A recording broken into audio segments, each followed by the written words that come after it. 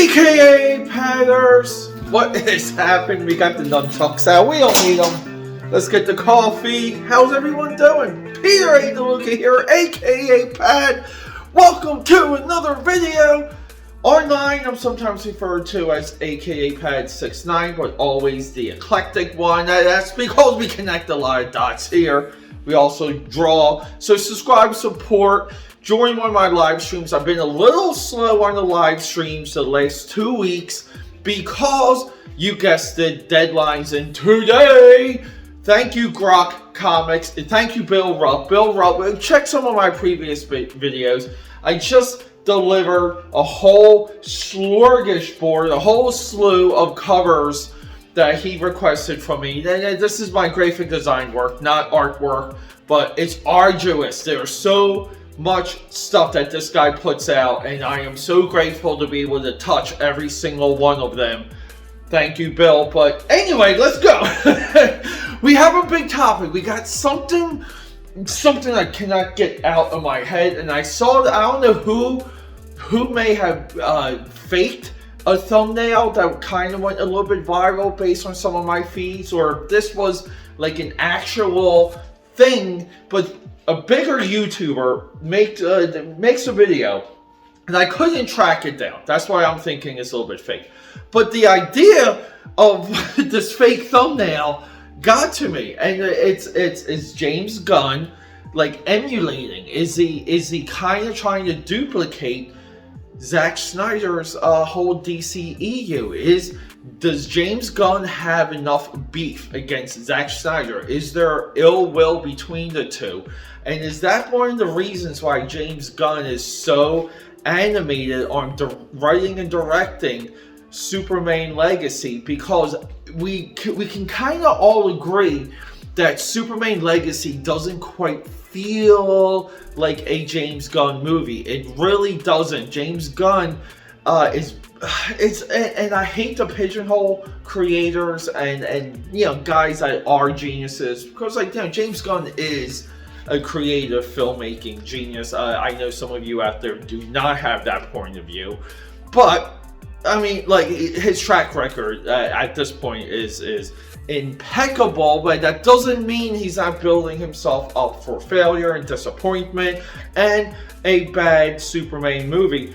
And everything that we saw that happened with Shazam: Fury of the Gods, just the way how they Shazam or Captain Marvel is a character equally or more important than Superman. That character has stood every single type of ringer, trial by fire, court case, you know, creator debacles. That character has stood everything through the test of time to resonate even today. And it's just odd that James Gunn didn't go all in on Fury of the Gods after those comments he made with his DC announcement video. And he makes the Superman announcement around the time of Fury of the Gods.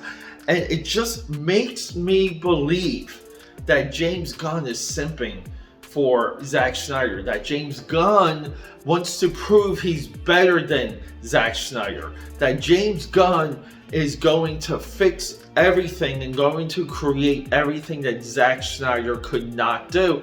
And the crazy thing is, when Zack Snyder did Man of Steel, you know, Christopher Nolan was heavily involved with that movie, and it was off of Dark Knight Rises, and it was more or less of this like additional superhero franchise movie from Warner Brothers. No connective thread, but similar in tone, serious, believable, more grounded.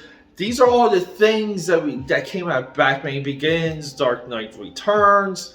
You guys get, or the Dark Knight, I guess. What's that middle movie one with the Joker? But you guys see what I'm saying? And then Zack Snyder later, you know, just through the domains and the rise of the Marvel Cinematic Universe, DC was never really in this like momentum, never in the right place to make decisions when they came to like a tapestry or overlapping storylines. I really believe, and some of this is because I watched the movie like twice in like 3 days, watch and listen to. But the Zack Snyder Justice League, the Justice League cut, or the Justice League Zack Snyder version, whatever the heck they're calling it, that movie, there's just so much in it. It's fascinating. I love the chapters. I love the way it wraps up at the end. And I love the idea that Zack Snyder put Superman on this, like, pretty much like a trilogy arc that people overlook. Man of Steel, he dies in Batman vs Superman. The world is uneasy with Superman. There's a lot of difference of opinion.